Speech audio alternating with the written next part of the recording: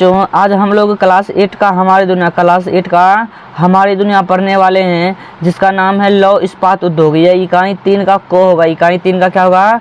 क होगा। समझे? इसको इंग्लिश में कहते हैं आयरन एंड स्टील इंडस्ट्रीज। क्या कहते हैं? आयरन एंड स्टील इंडस्ट्रीज कहते हैं। इसके बारे में आज गहन अध्ययन करेंगे और आपको बेहतरीन तरीके से समझाने का कोशिश करेंगे, और जो भी इसमें मुख्य तथ्य पॉइंट होंगे उसको हम क्लियर करते हुए आपको नोट डाउन करवा देंगे, फिर इसका क्वेश्चन आंसर भी करवा देंगे। समझे? इससे पहले का सारा वीडियो में है, जो भी चैप्टर है सब मैंने बना दिया है। समझे? प्ले लिस्ट में जाके वो सब भी आप देख सकते हैं। समझे ना? और किसी भी चैप्टर का PDF पाना चाहते हैं तो आप हमारे मोबाइल नंबर 9576391415 वाले नंबर पर संपर्क कर सकते हैं, या फिर डिस्क्रिप्शन में व्हाट्सएप का लिंक मिल जाएगा, आप वहाँ से भी जुड़ सकते हैं। अगर पहली बार हमारे चैनल पर विजिट किए तो हमारे चैनल को सब्सक्राइब जरूर कर ले, बेल आइकन ऑल कर दे। समझे ना? आइए अब स्टार्ट करते हैं। समझे ना? कहता कि घर में कोई बच्चे बैठकर खेल रहे थे तो कोई थाली पर चम्मच मारकर बजा रहा था। समझे? तो आवाज़ आ रही थी। कोई कटोरी को ज़मीन पर पटक पटक कर आवाज़ उत्पन्न कर रहा था। कोई रेल का, कोई बस, तो कोई साइकिल वाले खिलौने से हमें खेल रहा था, तो कोई स्टोव व बर्तन रखकर खाना बनाने के लिए खेल रहा था। सभी बच्चे काफ़ी शोर मचा रहे थे। सभी बच्चे क्या मचा रहे थे? काफ़ी शोर। अब जिसको जो मिल रहा था सब उसी को बजा रहे थे। वो तो शुक्र मनाए कि हम लोग नहीं थे, नहीं तो हम लोग को भी बजा देते। तो बच्चे इतना शरारत होबे करते हैं कि वो हमेशा कुछ ना कुछ बजाते रहते हैं। समझे ना? तो अब देखिए अब क्या कहता है। बच्चों का शोर सुनकर दादाजी बाहर निकले और बच्चों को देखकर मुस्कुराए, और उन्होंने बच्चों को अपने अपने खेल का सामान लेकर अपने पास बुलाया और कहा, रोहित आपके हाथ में क्या है? रोहित बोलता है, दादाजी मेरे हाथ में कांटी है। मेरे हाथ में क्या है दादी? जब बच्चे जोर जोर से चिल्ला रहे थे, आवाज़ कर रहे थे, बजा रहे थे, तो दादाजी आए, सभी बच्चे को बुलाया, कहा कि जो सामान जिसके पास है वो लेकर आओ। और रोहित से पूछा कि रोहित तुम्हारे हाथ में क्या है? तो रोहित कहता है कि मेरे हाथ में दादाजी कांटी है। क्या है? कांटी है। अब देखिए क्या होता है। मीना बोलती है, मेरे पास तो साइकिल है। दादाजी ने पूछा, क्या तुम बता सकते हो कि ये वस्तुएं सब किन चीज़ों के बने हैं? मतलब साइकिल हो गया, कटोरी हो गया, कांटी हो गई, ये सब किन चीज़ों के बने हैं? दादाजी पूछते हैं। रोहित दादाजी यहाँ कांटी तो लोहे की बनी है। कांटी किसके बनी है? लोहे की बनी है। ये तो बहुत आसान होता है, सब बता देता है। देखिए दादाजी ने पूछा, अच्छी मीना, तो लोहे से बनी कुछ वस्तुओं का नाम बता सकती हो? मीना बोली, क्यों नहीं दादाजी, थाली, कटोरी, चम्मच और बस, ये सब किसकी बनी होती है? लोहे की बनी होती है। दादाजी बोली, क्या तुम्हें मालूम है कि ये चीज़ें हम तक कैसे पहुँचती? मतलब कहता कि मीना को, दादाजी क्या तुम्हें पता है कि ये सब चीज़ें हमारे पास कैसे पहुँचती है?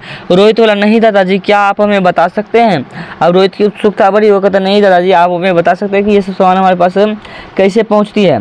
अब दादाजी ने सभी बच्चों को अपने पास बैठाया और कहा, देखो बच्चों, अधिकांश वस्तुएं जिनका उपयोग हम दैनिक उपयोग यानी वस्तुओं, औजार, मशीनों के रूप में करते हैं, वे सभी लोहे या इस्पात के बनती है। किसकी बनती है? लोहे या इस्पात के बनती है। समझे? जैसे रेलगाड़ी, बस, पुल, साइकिल इत्यादि। इसके अलावा खनन में प्रयोग होने वाली मशीनें, कृषि उपकरण, बड़े बड़े पोत, रेल मार्ग, औद्योगिक व विद्युत इकाइयाँ आदि सभी किसके बने होते हैं? सभी लोहे या इस्पात के बने होते हैं। अब कहता है कि लौह इस्पात से किया जाता है। अब देखिए कहता है कि इन सभी वस्तुओं को निर्माण हेतु जिस स्थान पर लौह इस्पात का उत्पादन किया जाता है उस स्थान को लौह इस्पात केंद्र कहते हैं। जब मतलब इस वस्तु का निर्माण किया जाता है उसे क्या कहते हैं? लौह इस्पात केंद्र। जैसे मान लो कि रेलगाड़ी बनना है तो कहीं ना कहीं बनेगा, तो उसे क्या कहते हैं? लौह इस्पात केंद्र, जहाँ लोहा का इस्पात का केंद्र होता है, इसमें मुख्य केंद्र होता है जहाँ। समझे ना?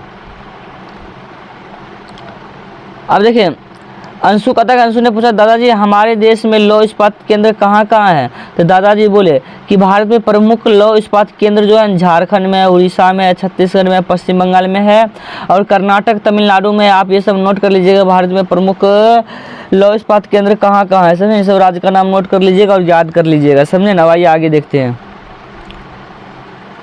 ये तो नक्शा है कि भारत में वही कहाँ कहाँ पाया जाता है, आप इसको खोजिए। तो इसमें फुल डिटेल से नहीं दिया है। समझे? आप अपना मानचित्र देख लीजिए, उसमें दिया रहेगा वही सब, कर्नाटक, तमिलनाडु और ढूंढना कि भारत में इस्पात संयंत्र कहाँ कहाँ है। अब देखिए नाम जान लीजिए कहाँ कहाँ है। समझे ना?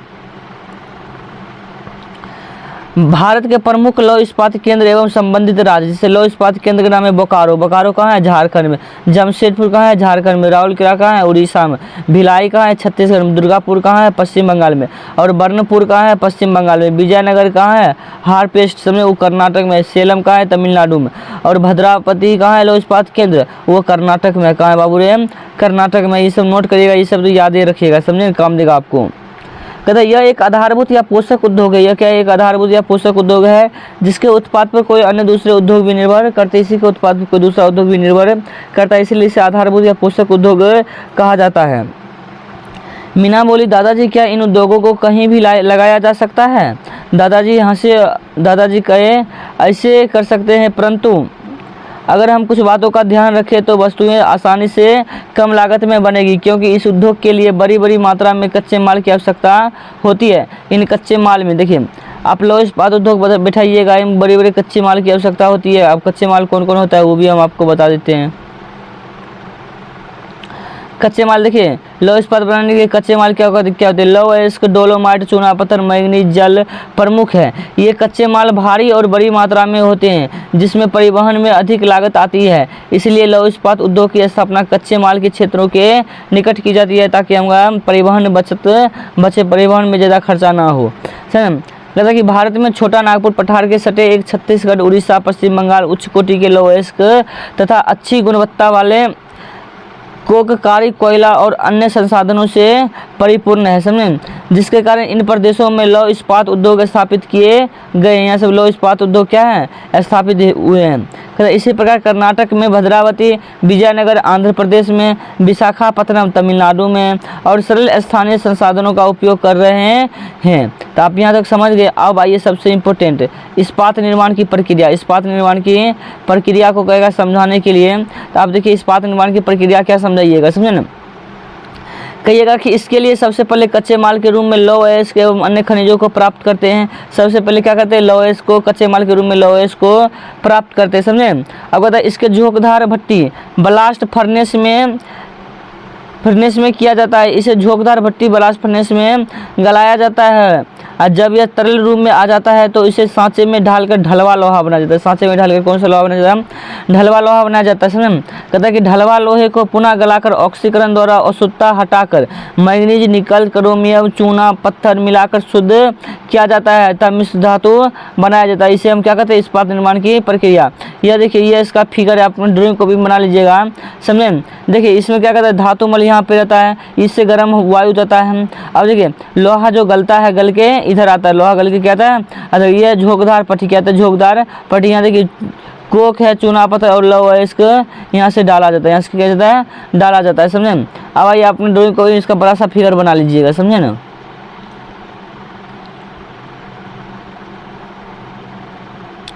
अब कहता कि को रोलिंग प्रेसिंग एवं ढलाई के द्वारा निश्चित आकार दिया जाता है। रोहित बोला, दादाजी क्या हमारे राज्य बिहार में कोई लौह इस्पात केंद्र है? बिहार में कोई लौह इस्पात केंद्र नहीं है, समझे ना। तो कई दादाजी बोले कि हाँ, अविभाजित बिहार की जमशेदपुर, मतलब अविभाजित बिहार था, अविभाजित नहीं था। तो ये 15 नवंबर 2000 से झारखंड अलग न हो गया, झारखंड क्या हो गया? अलग हो गया। झारखंड अलग हो गया तो सारा उद्योग क्षेत्र उधर चल गया, झारखंड में चल गया, समझे ना। कहता कि बोकारो लौह इस्पात उद्योग केंद्र स्थित थे, परंतु अब ये केंद्र पड़ोसी राज्य झारखंड में। दादाजी ने कहा कि मैं तो तुम्हें जमशेदपुर इस्पात कारखाना के बारे में बताता हूँ। देखिए इस्पात निर्माण की प्रक्रिया में क्या क्या किया? कच्चे माल की आपूर्ति किए, झोंकदार भट्टी में लौह अयस्क को गलाए और तरल पदार्थ को सांचे के रूप में डालकर ढलवा लोहा बनाए और ढलवा लोहा को पुनः गलाकर अशुद्धता हटाए, मिश्र धातु मिलाए और धातु को मनचाहा आकार दे दिया, जिससे हम क्या कहते हैं? लौह इस्पात के निर्माण की प्रक्रिया। अब देखिए यह जो डाटा है, यह डाटा बहुत पुराना है। यह डाटा क्या है? बहुत पुराना, 2011 का है, 2011 का। तो हम भी 2022-23 को बताएंगे आगे, समझे, टेंशन नहीं लीजिए। देखिए भारत में कच्चे माल का उत्पादन कहाँ कितना हुआ है, समझे। 2004 से 5 देखिए 43.44 मिलियन टन था, समझे। और 2009 से 10 में था कहते हैं 64.88 मिलियन टन। वही भारत में ढलवा लोहा का उत्पादन देखिए 2004-5 में था 12.54 मिलियन टन और वही 2009 से 10 में कितना हो गया? 20.74 मिलियन टन, समझे ना। अब देखिए जमशेदपुर टाटा के बारे में सुन लीजिए, जमशेदपुर टाटा के बारे में सुन लीजिए। कहता है भारत में इस्पात बनाने का पहला कारखाना 1907 ईस्वी में साक्षी नामक स्थान पर एक प्रसिद्ध उद्योगपति थे जमशेदजी टाटा लगाया था। मतलब कि लौह इस्पात, भारत में इस्पात का पहला कारखाना 1907 ईस्वी में साक्षी नामक स्थान पर जमशेदजी टाटा ने लगाए थे। कहते यह स्थान वर्तमान में झारखंड में स्थित है। स्वर्ण रेखा और खरकई नदी के 5 किलोमीटर चौड़ी घाटी में कारखाना अवस्थित है। अब देखिए कहता इस संयंत्र के लिए लौह अयस्क नौवा मुंडी, पश्चिम बंगाल, बादाम पहाड़ एवं गिरी महिसानी उड़ीसा की पहाड़ियों से प्राप्त होता है। देखिए इसके लिए लोह अयस्क कहाँ से, नोवा मुंडी से प्राप्त होता है, गुरु महिसानी के पहाड़ियों से प्राप्त होता है तथा जो लगभग 100 किलोमीटर दूर है। कुल अयस्क की आवश्यकता का 50% अकेले नोवा मंडी से आता है, मतलब जितना वहाँ निर्माण होता है, जितना काम होगा वो 50% कहाँ से आता है, नोवा मंडी से आता है। कहता कोयला झरिया की खानों से मिलता है, कोयला का मिलता है झरिया की खानों से मिलता है। कहता चूना पत्थर 320 किलोमीटर, चूना पत्थर 320 किलोमीटर दूरी से विशेषकर बीरमित्रपुर, हाथीबारी, बिसरा और कटनी से आता है, समझे, ये सब वहाँ से आता है। कहता डोलोमाइट पागपोश से आता है। पानी की आवश्यकता यहाँ की स्वर्ण रेखा एवं खरकई नदियों से हो जाती है, पानी की आवश्यकता स्वर्ण रेखा और खरकई नदियों से हो जाती है। अब देखिए यही 2020 में इसका कितना उत्पादन था, 118 मिलियन टन था, समझे, 2020 में कहता था 118 मिलियन टन था। अब आइए मीना बोली दादाजी यहाँ कौन कौन सी चीज़ें बनती है। देखिए यहाँ कौन कौन सी चीज़ें बनती है, उनका नाम भी याद रखिएगा कि इस्पात कारखाना में क्या क्या बनता है। जमशेदपुर जो लगाए थे, जमशेद टाटा जो लगाए थे, समझे। कहता कि दादाजी बोलते हैं यहाँ पे टिस्को के संयंत्र से, टिस्को यानी Tata iron and steel company को टिस्को कहते हैं, Tata iron and steel company को क्या कहते हैं, टिस्को कहते हैं, समझे ना। अभी देखिए कहता कि संयंत्र से सलाखें, गड्ढर, पहिया और पटरियाँ, चादरें, स्लीपर एवं फिश। देखिए समझ गए कि यहाँ क्या क्या बनता है, समझे। अब आगे आइए, आगे देखते हैं आगे क्या कहता है। कहता कि इस संयंत्र के आसपास अन्य सहायक कारखाने भी खुल गए हैं, जैसे टीन, प्लेट, कास्ट, लोहे की पटरियां, जमशेदपुर इंजीनियरिंग और मशीन कंपनी, टाटा नगर फाउंड्री, कृषि के औजार बनने वाले कंपनी एग्रीको और टेल्को नामक भी खुल चुके हैं यहाँ इसके आसपास, समझे ना। अब देखिए आगे देखिए, कहता कि रोहित बोलता है, क्या कहता है रोहित बोला कि यहाँ से उत्पादित माल दूसरी जगह कैसे जाती है। दादाजी ने जमशेदपुर संयंत्र, समझे ना, कि यहाँ से एक सामान बन गया तो दूसरी जगह कैसे जाएगी, तो आपको पता होगी परिवहन के माध्यम से जाएगी। देखिए टाटा लॉ और इस्पात कंपनी को कहते हैं टिस्को, TISCO, मतलब Tata iron and steel company, इसी को शॉर्टकट में क्या कहते हैं, टिस्को। ये देखिए ये Tata iron and steel company, Jamshedpur में स्टील है, स्टील की इकाई। अब देखिए अब आइए आगे देखते हैं आगे क्या कहता है। आगे कहता है कि दक्षिण पूर्व रेल मार्ग द्वारा कोलकाता एवं शेष भारत से जुड़ा था, सड़क मार्गों भी अच्छी प्रकार जुड़ा है। कोलकाता पतन द्वारा निर्मित सामान को विदेशों में भी भेजा जाता है। मीना पूछी दादाजी यहाँ काम कौन करता है, तो दादाजी ने कहा कि कामगार के रूप में यहाँ के स्थानीय आदिवासी तो हैं ही, और इसके साथ साथ स्थानीय आदिवासी के साथ साथ देखिए यहाँ कौन कौन काम करते हैं।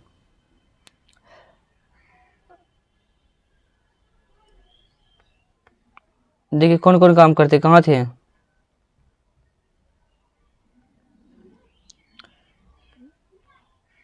यहाँ पे।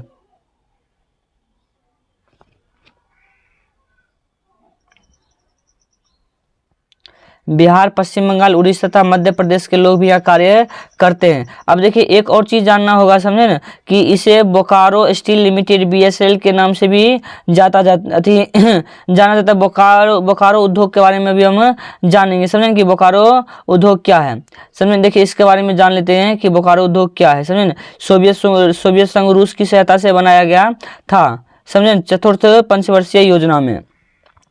कहता कि चतुर्थ पंचवर्षीय योजना के तहत 1964 ईस्वी में रूस ने तत्कालीन सोवियत संघ रूस के सहयोग से सार्वजनिक क्षेत्र के प्रक्रम के रूप में इसकी स्थापना की गई थी। तो ऑब्जेक्टिव भी पूछेगा, चतुर्थ पंचवर्षीय योजना 1934 में और रूस देश की सहायता से इसकी स्थापना कच्चे माल की उपलब्धता वाले क्षेत्रों की नजदीकता के लिए की गई, जिसमें तैयार एवं इस्पात कम लागत पर उपलब्ध है।